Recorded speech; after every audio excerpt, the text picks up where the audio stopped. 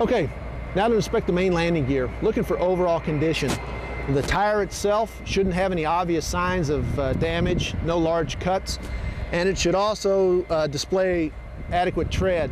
Now you should have tread limitations for the type of sortie that you're flying, and be sure you double check the amount of tread showing with your sortie that particular day. Looking at the outside, you want to ensure that the nuts are all in place and that you've got some thread showing through to indicate that the nut's not backing off. The hydraulic lines themselves should be in good shape. There shouldn't be any obvious leaks of fluid. You're looking for a strut extension of 1.1 inch minimum. And as a technique, you can reach down and feel the brake pin and ensure that it's protruding, indicating there's plenty of brake pad and that the brakes aren't seized.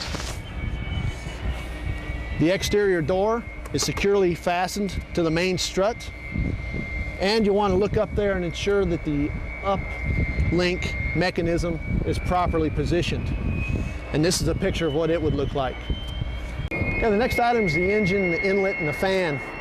The easiest way to do this is kind of a limbo routine to get back so you can actually look inside the inlet. Here you're looking for obvious signs of damage again. Be sure the fans are in good shape, that there's no significant rub around the perimeter of the fans, that the T0 and the T1 probes are intact and in good shape, and that all the rivets and the screws are properly fastened.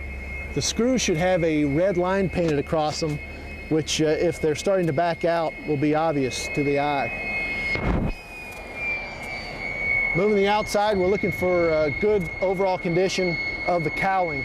No significant dents, dings, and that everything's flush, nothing exposed to the airstream. Now to check the engine oil, you open the light and use a press to test, and you'll see this green light come on.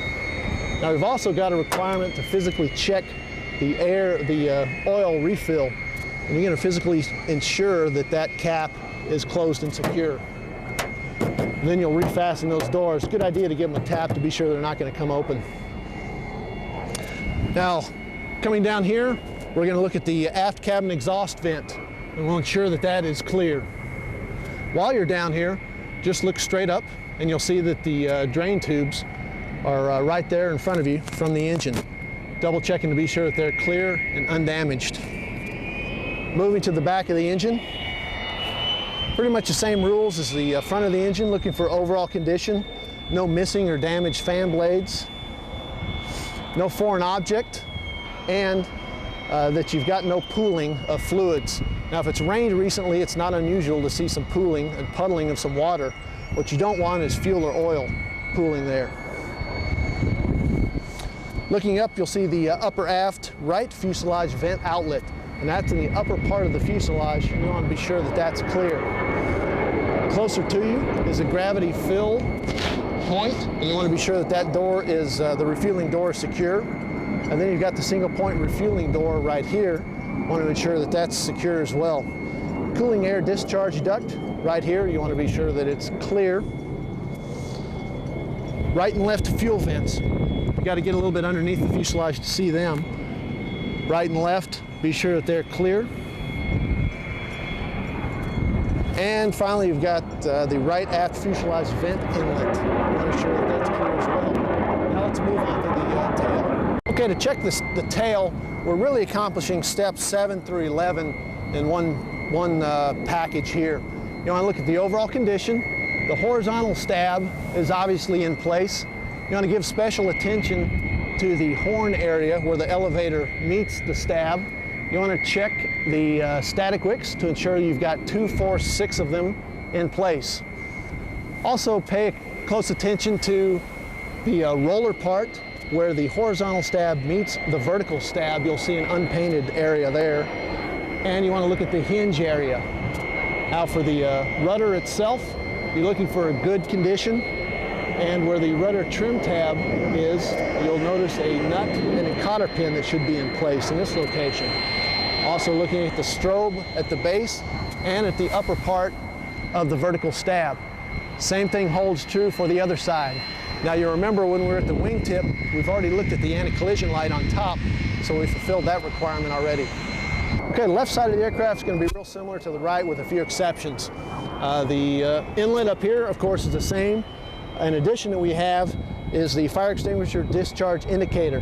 Now, if there's not a plug here, you've got a problem. That's indicated that the fire extinguishing agent has discharged because of thermal considerations, and you'll have to have that serviced before you go. So if it's solid here, you're in good shape. Upper aft fuselage outlet is good. Okay, to inspect the aft compartment, first we'll start with the ground power service door. Now here it's showed in the closed and secure position. Probably more likely you're going to have power actually plugged in the aircraft through there, so you have no choice but to leave that open. The ground personnel will secure that. Now to open the door, you open these two fasteners and hold it securely, otherwise it'll drop freely. And then to open the upper door, you'll find a latch in the closed position will be positioned aft. You'll rotate that downward, and that'll open this door. Now to start with in the aft compartment, first thing you want to look at is the hydraulic flight fluid sight gauge. That's going to be located up here, and here's a picture of what one typically looks like. You want to ensure that the fluid level is reading properly between those two marks. After that is the storage box. Here you're going to store additional oil or fluids for your cross countries. You want to ensure that all the fasteners are securely fastened. Now for everything else in the aft compartment, it's going to be aft. Start out with the fire bottle pressure gauges. There are two of them. They're located high in the aft compartment, and those should read the proper pressure. Now you can find that on the placard on the bottle itself. These happen to be 600 psig. Right below that, you'll see the battery. You're looking for proper connections and that there are no obvious fluids. Behind that, you'll find 3 circuit breaker panels.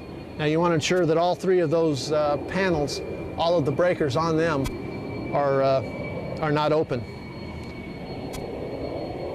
Below the battery, you'll find the aft compartment light switch. Now if you choose to turn it on, just ensure that you turn it off before you finish up in the aft compartment. And that'll finish up the aft compartment portion. Now we'll close the door. Again, important to get the sequence right. Upper door first, latched, and then the large door. Okay, while you're down here after you're finished with the aft compartment, it's real convenient to look at the power brake pressure gauge. Now some aircraft are better or worse than others. Some of the windows are kind of crazed over and you really might have to position yourself to look in.